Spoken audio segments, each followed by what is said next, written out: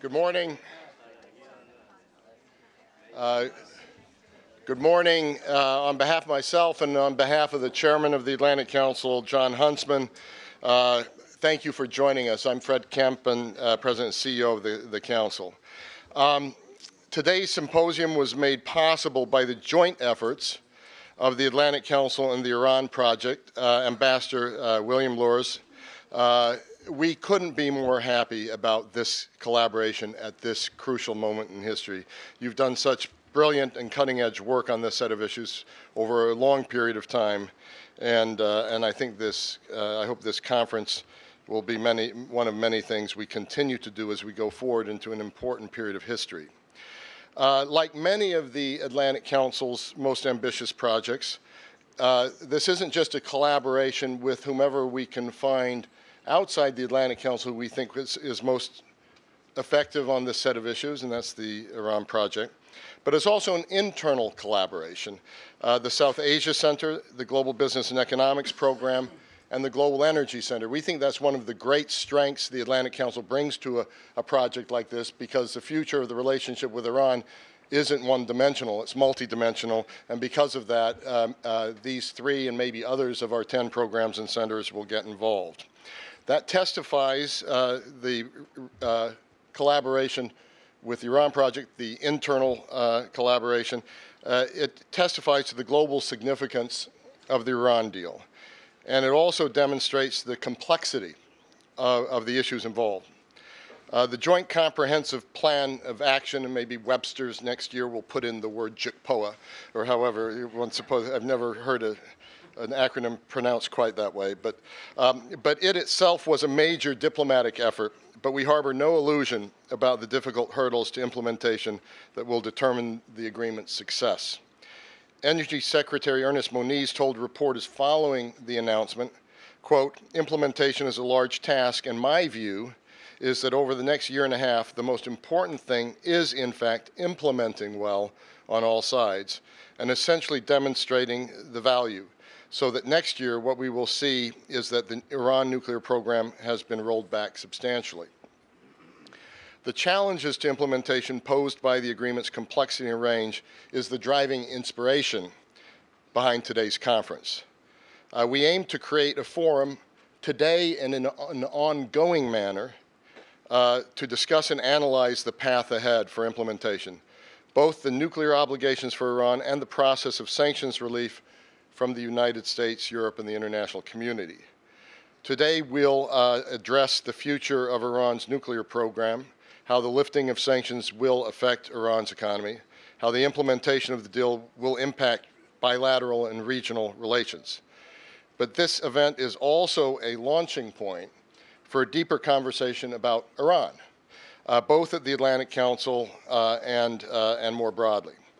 Iran is entering a new phase in its international relations with uncertain consequences for the Middle East and beyond. It is a turning point for that country, and we seek to lead a constructive dialogue that can help to shape a better future. Given this historic moment, the Atlantic Council itself, and you will see this in coming weeks, is ramping up its own work in the Iran initiative. I really want to tip my hat to a member of the executive committee of our board, Stu Eisenstadt, who's been chair of the Iran Task Force, and to Barbara Slavin, who has done such a brilliant job leading our Iran work. Our aim is to provide a rigorous analytical point of departure in which both the most skeptical critics and the most optimistic supporters can work together to build a bipartisan consensus. We, the Atlantic Council, don't want to be either cheerleaders or naysayers. We may bring to the table cheerleaders and naysayers, but what we really want is what we often try to go after at the Atlantic Council is what's in the American interest, how do we bring together a bipartisan consensus of strategy and policy execution to achieve that, and I think that's where we are now. We have a full day of keynotes, analysis, and discussion ahead of us, so I'm not going to go on any further. Let me just thank our generous partners who enable us to do this work, the Plowshares Fund, Baker McKenzie, and the Rockefeller Brothers Fund. In particular, I'd like to recognize Paul Carroll of Plowshares. It's great to have you with us today. And Nicholas Coward of Baker McKenzie, great to have you with us today as well. Without further ado, let me yield the stage to Bill Loers.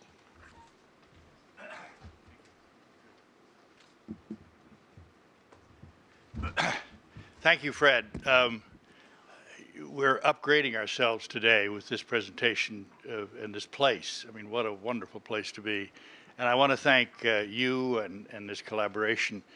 Our objective, as you and I have talked about, is to try to see whether during the implementation phase there can be a greater bipartisan awareness of the importance of this phase in determining whether this agreement was right or wrong.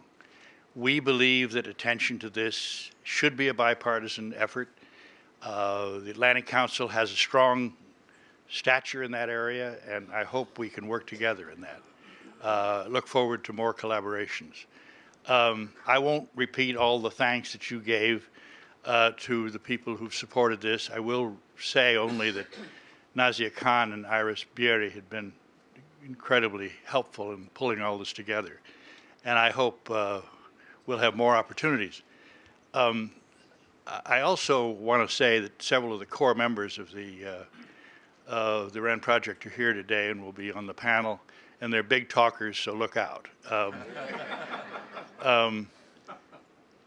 I think the final objective I have is to say how Adam Szubin is so, I'm pleased that he's come to speak with us today. As Tom just got through saying, he's probably one of the most impressive, balanced, honest, nice public servants we've dealt with in these years, and we're honored to have you here with us today. Thank you all for coming. Hope you have a good day and stay with us the whole time. And Barbara, I want to thank you for collaboration.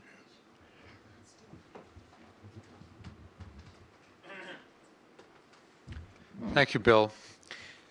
We launched our Iran task force in 2010, initially under the co-chairmanship of myself and Chuck Hagel. Barbara Slavin has been the driving force, and over those 5 years, we've held 60 separate events, published 12 issue briefs, held meetings with leading Iranian officials, including Foreign Minister Zarif on 3 occasions. We published a path-breaking task force report, Time to Move from Tactics to Strategy on Iran, which informed U.S. policy and foreshadowed many of the developments of the past 2 years. There's essentially no area involving Iran in which we have not been involved. And more recently, we're looking at Iran's relationships with its South Asian neighbors.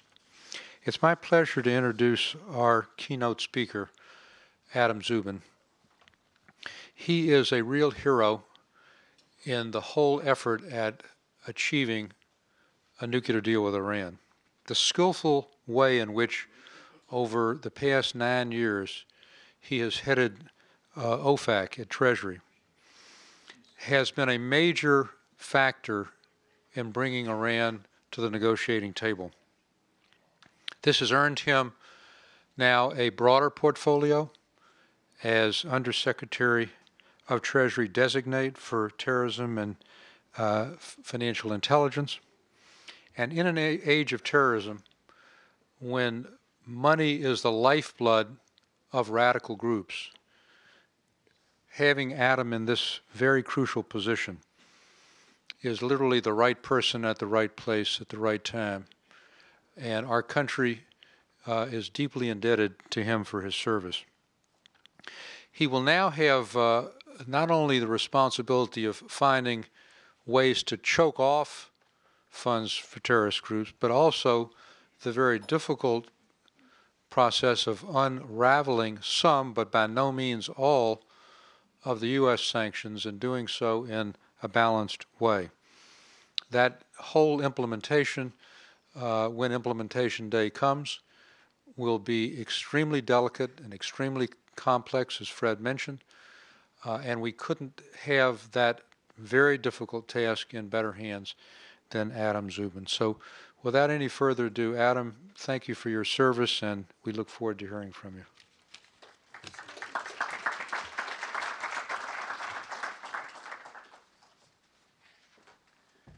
Thank you so much, Ambassador Eisenstadt. Thank you, Ambassador Lures, and to all the organizers, to the Atlantic Council, to the Iran Project for organizing this event and so many important and thought-provoking events over the last years. I think this has really been a center of creative and out-of-the-box thinking in an area that is one of the most difficult and fraught areas that we face as a country. So I'm very grateful to you all, not just for the hospitality today and for the overly gracious introductions, but for all the hard work that you've done and continue to do. I also want to apologize for what may end up being a brusque whisking out of here. I'm due in New York later this afternoon because the UN Security Council will, for the first time in its history, be chaired by a finance minister. Secretary Jack Lew is going to be sitting in the chair for the US, and we're the president in December of the Security Council, and he'll be joined by finance ministers from the UK, France, and countries around the world.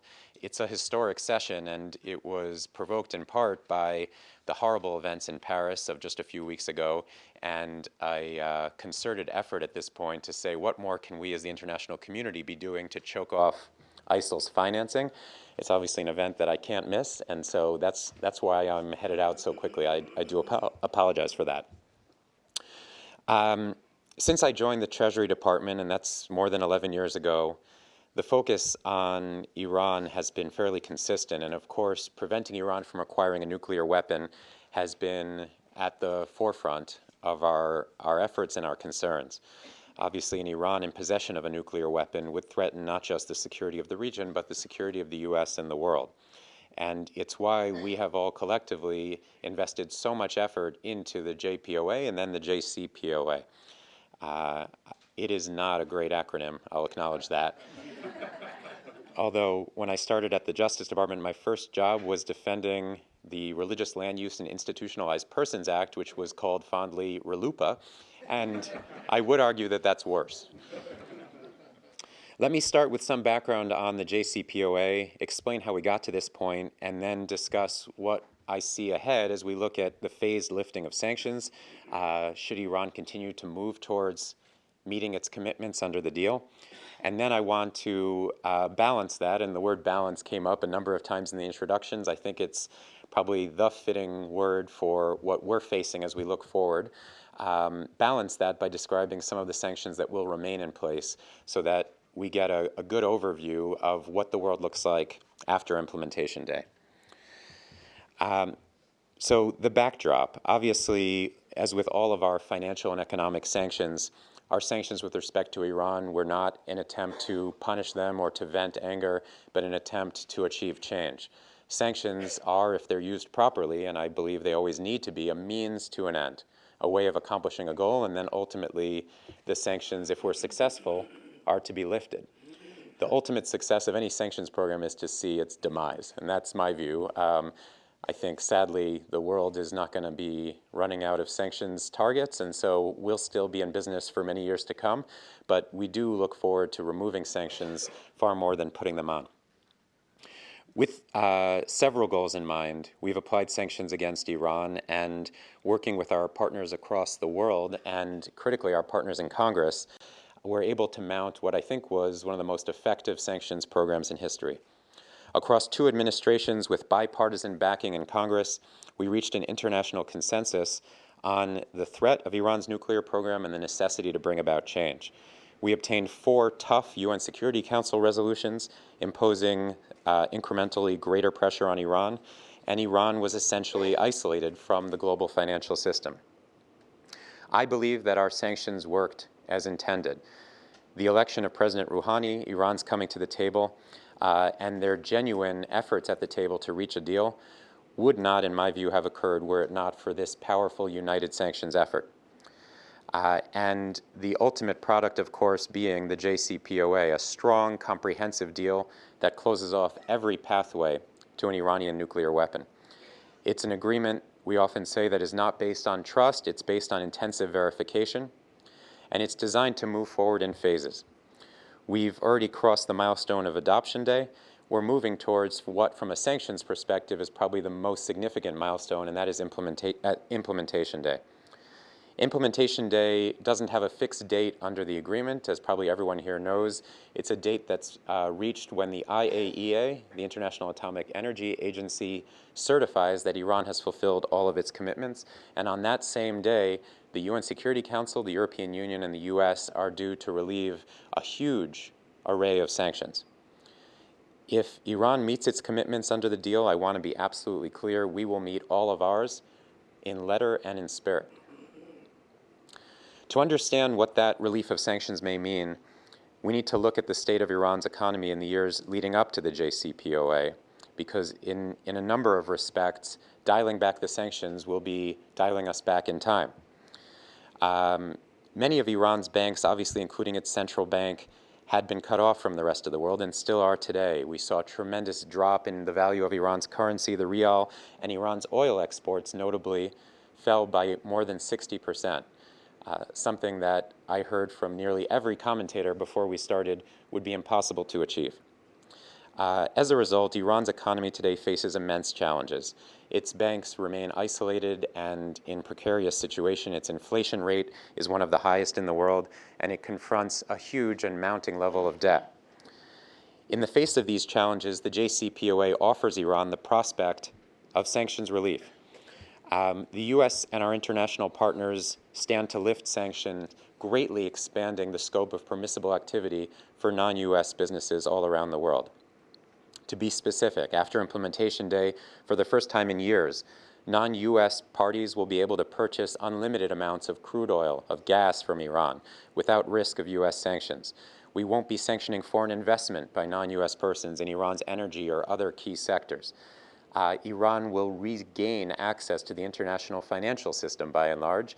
The central bank of Iran will be allowed to move money and access its reserves. Those are hugely significant steps forward, and in many ways it's fair to describe this deal as front-loaded. We were looking for Iran to take all of the necessary nuclear steps up front, and in exchange were prepared to and are prepared to provide very substantial sanctions relief up front. Lifting sanctions won't cure all of Iran's current economic problems. Some of them have nothing to do with sanctions. There are concerns about transparency and corruption and rule of law. It's not for nothing that the World Bank ranks Iran 118th in the world in terms of ease of doing business, and those of you who have tried can probably attest to that. But the lifting of sanctions is obviously hugely significant for Iran, and I think offers potential that is there to be exercised. I want to note, of course, that while we believe we're moving towards Implementation Day, we're not there yet. At this stage, companies can certainly be preparing for, analyzing, and having discussions with Iranian counterparties, but if it's prohibited by sanctions currently, companies should not be signing, executing contracts, even contingent contracts, without serious analysis in advance of Implementation Day. And I would urge anyone looking into the details of this to consult with experts for guidance, and if you still have questions, to consult with OFAC. Speaking of OFAC, the Office of Foreign Assets Control will be publishing clear guidance in the days and weeks ahead so that companies, individuals can prepare for Implementation Day, can have a far more detailed sense of how exactly our sanctions will be adjusted, and we urge people to read those and study them carefully. As we move forward, I want to repeat, once we get to Implementation Day, there will be a large array of things that are currently off limits that will now be permitted, and the U.S. government, the U.S. Treasury, does not intend to stand in the way of permissible business. I started by pointing to balance as a key term to remember, so let me now turn to what will remain off limits or out of bounds from a sanctions perspective. And here I'm speaking exclusively about U.S. sanctions. Just given the time constraints, I want to focus on the things that are closest to home and the things that are under my jurisdiction. So I'm going to talk about three areas that are areas of concern or caution for companies that are considering investing, going into Iran, and doing business. The first is the remaining very significant U.S. sanctions, U.S. territorial or U.S. jurisdictional sanctions that govern what U.S. persons and U.S. companies can do. The second area is the remaining listed Iranian entities who are remaining on our designated nationals list, what's sometimes called the SDN, or Specially Designated Nationals list.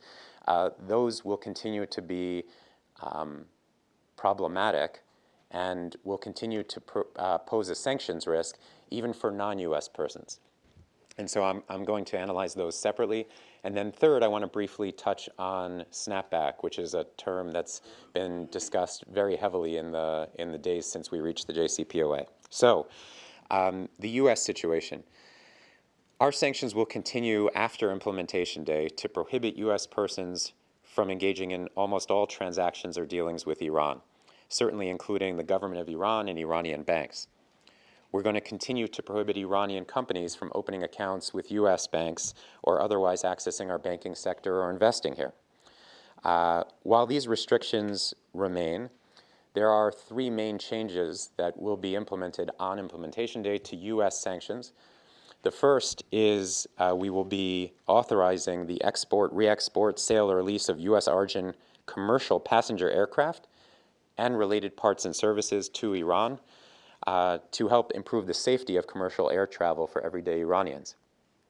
Second, we will once again be authorizing the import into the U.S. of Iranian origin carpets and foodstuffs. Often people think of caviar, pistachios as being the largest foodstuffs that were historically exported from Iran. Those will again be permitted for import. And third, we will again be authorizing foreign subsidiaries of U.S. parents to engage in certain activities with Iran or Iranian persons subject to a whole range of conditions that have to do with the divide between what the U.S. parent can do and what the foreign sub can do. These three areas, of course, are joined by the long-standing permissions for the sale of food, medicine, medical devices, which have never gone away, even at the height of our sanctions. And we have in recent years licensed the export of goods and technologies to help the people of Iran communicate more freely, both within Iran and outside. But as you can hear, it would be fair to say that the U.S. embargo on Iran, by and large, is remaining in place. And that needs to be borne in mind.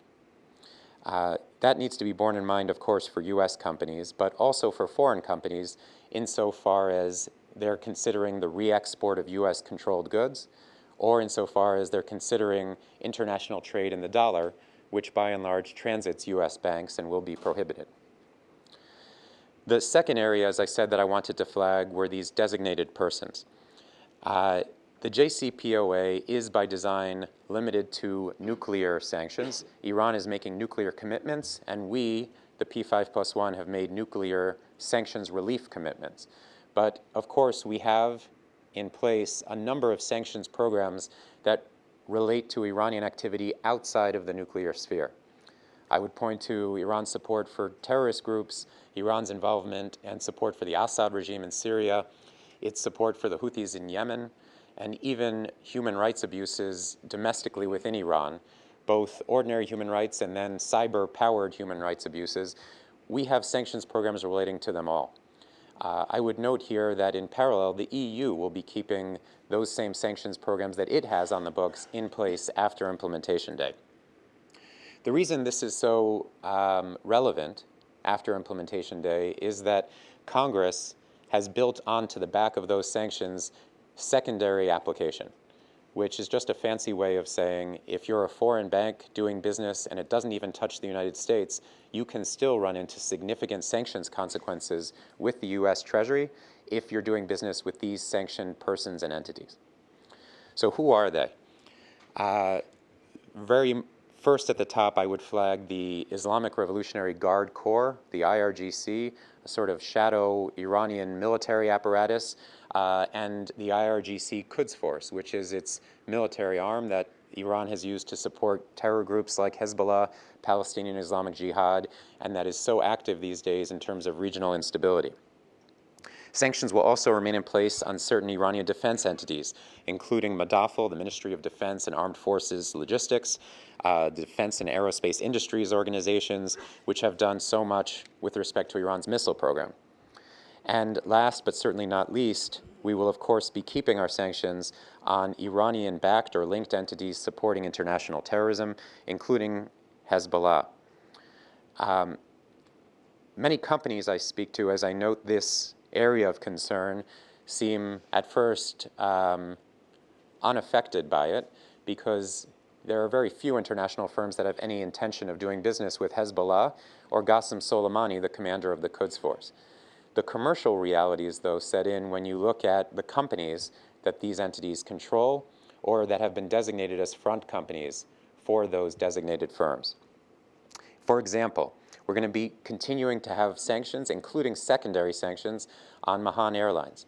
Mahan Airlines has been and continues this very day to be the primary carrier of choice for the Quds Force in ferrying military equipment and arms to Yemen and to Syria.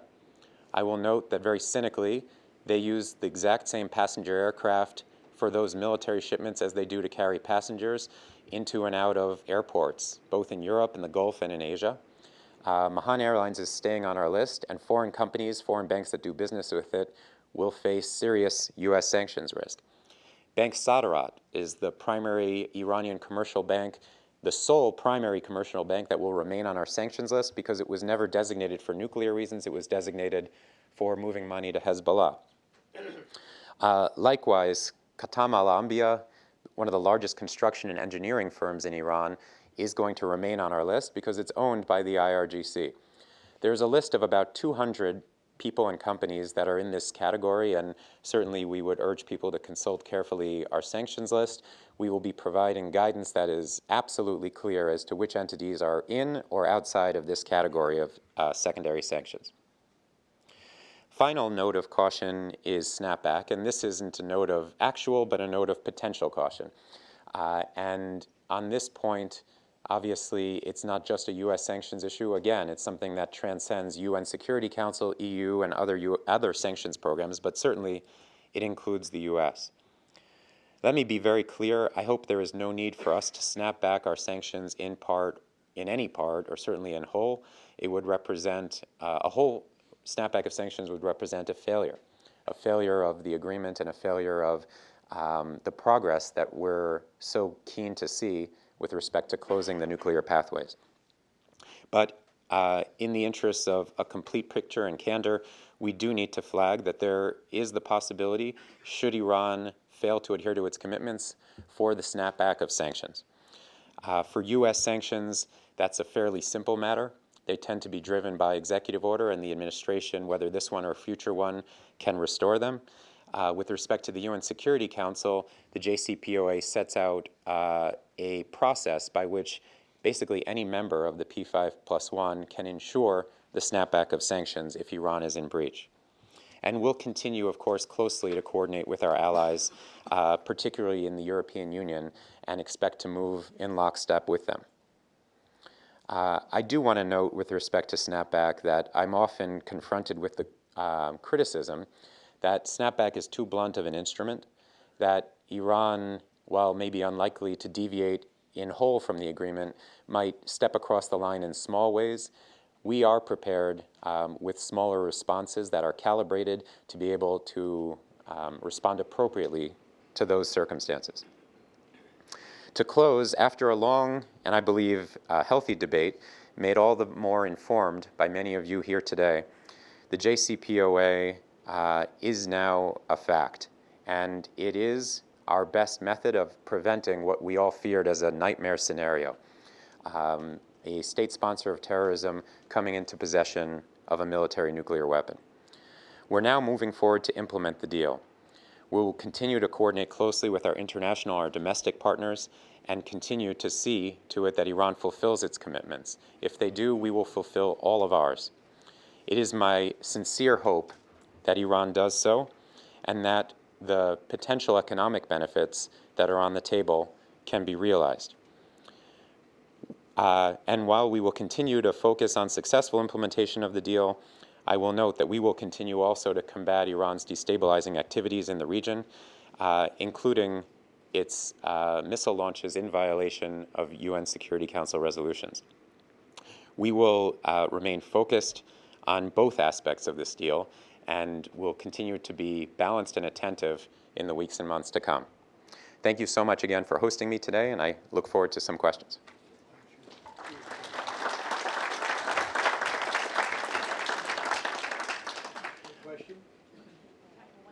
We have time for one question, or if I can be very concise, 2 questions. Yes, sir. Thank you. My name is Hassan. I was born in Tehran. I lead a group called Global Bridges for Humanity. You said that in this agreement, you have prevented the use of military atomic bomb. Is there another atomic bomb that is not military? You need to qualify that. Thank you. That's an easily responded to question, so thank you. No, all atomic bombs are military by definition. I apologize for the surplus language. And we don't want to see Iran have any of them. Yes, in the blue? Yes, could you comment on the complaints that there have already been violations? And could you illuminate a bit about how you deal with smaller violations, which many people feel could add up?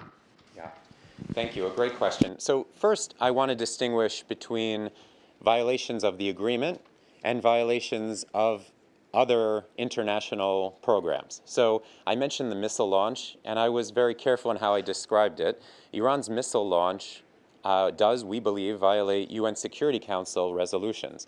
They are not baked into the Joint Comprehensive Plan of Action. The JCPOA talks about Iran's nuclear program, not its missile program. And so it is actually accurate to say that Iran is in breach of UN Security Council resolutions, not in breach of the agreement. With respect to the agreement, our first impulse is not going to be put sanctions in place. Our first impulse is going to be, if we see a small deviation, get Iran to immediately cure it, get Iran to immediately address it. That's the same with any international agreement, and it's the path that's greatly in our interest, is to see if Iran is slightly above a threshold. The agreement after implementation day restricts Iran to 300 kilograms of low-enriched or high-enriched uranium. If they step across that and they have 305 kilograms, we want them to immediately ship out or dilute the excess, bring them back into compliance. But certainly, as I noted earlier, should Iran deviate and refuse to cure, that's where the restoration of sanctions may be necessary. And we have to and are and will be prepared with proportional, calibrated responses. It's not, as I said, in anyone's interests to punish a small violation by tearing up the agreement and walking away from our commitments. We can all predict what Iran would do under those circumstances. We want to see the pathways to a nuclear weapon continue to be closed. And I'll close with this. As we head towards implementation day, the changes in terms of Iran's nuclear program are very substantial and very significant. Right? We will be seeing the removal of 98% of Iran's enriched material, a drop from, I believe, 19,000 kilograms to 300 kilograms. We'll be seeing 2/3 of the centrifuges coming out of their main enrichment facility at Natanz. We're going to see centrifuges moved out at Fordow, and more importantly, Fordow will have 0 fissile material in it. That's the deep underground facility. 0 fissile material, 0 enrichment with respect to any nuclear use will be going on in that deep underground facility. And finally, Iraq, the plutonium or the heavy water reactor is going to have its core removed, what's referred to as the calandria, with concrete poured in. Inspectors are going to be multiplied many-fold with real-time access to all of Iran's declared facilities and access to any undeclared facilities, civilian or military. I mean, this is a sea change in terms of both what we'll know about Iran's program, but also what Iran's program will look like and what it will have the potential to do. And I think we can all join in hoping that we reach implementation day and stay on that course for many, many years to come. Thank you.